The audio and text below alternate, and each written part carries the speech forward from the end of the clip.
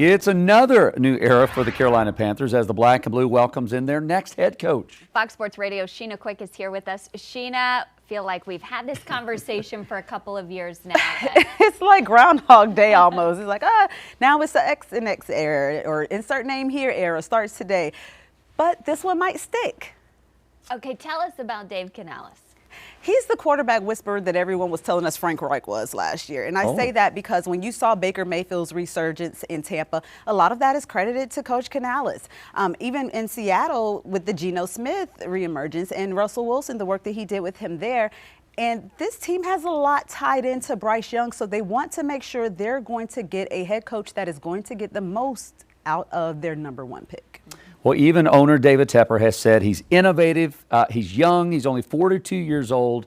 This is his first head coaching gig, so this is obviously a big step up for Dave. He's going to be tested on the stage now as head coach. What is it about his relationships with some of those young quarterbacks that you mentioned, Russell Wilson, Geno Smith, Baker Mayfield, that you think he's going to be able to hopefully have with Bryce Young?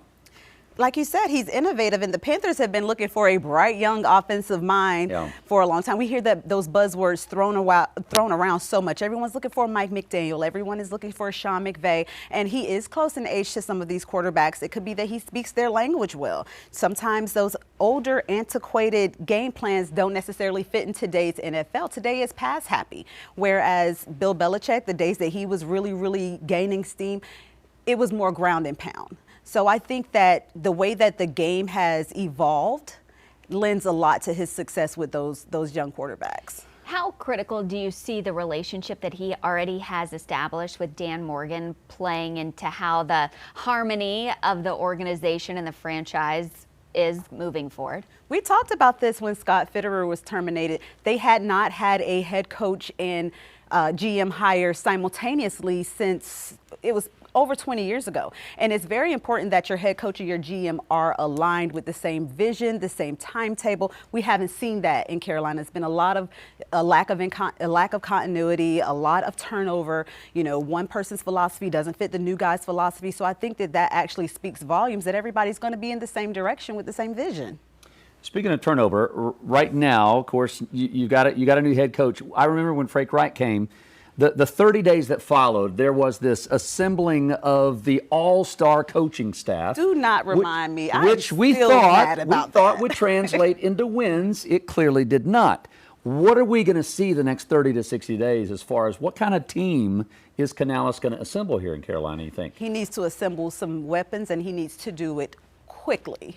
The quicker, the better. I think that these next 30 days, like you said, are very paramount. We don't know if they're going to lose Evero. We don't know if Tabor will be retained. So this could be a very different looking staff a month from now. And you mentioned that Avengers, I said it was the Avengers. When I tell you I am still a little bit upset, they had me actually avoiding 2 grandpas from my son's Pop Warner team that said this team wasn't going to win more than 4 games last season. I was like, absolutely not. Over 200 years of combined experience, but it's a new dawn and it's a new day. It didn't work, so you got to fix it. We are 90 days away from the draft. What work has to happen before then? Scouting, staff assembly. A lot of people were worried about the Dan Morgan hire. They're like, look, he's a holdover from the old regime and he's a yes man.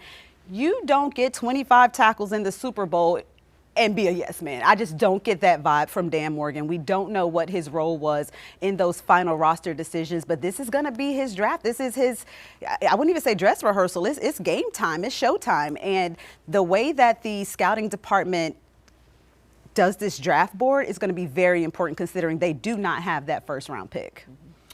Will David Tepper, I know you have to have a crystal ball here, Sheena. Will David Tepper give Dan and the other Dave, we've got a lot of D's going on here, will Tepper give the GM and the new head coach the room they need to create and explore and work, or will his hands be too much micromanaging? Well, I know with the release that the team put out, a lot of people were really irritated by the fact that they said that Dan Morgan and Canales would both still be reporting directly to David Tepper, but that's customary. I mean, he owns the team. Of course, you're going to report to the guy that writes your checks.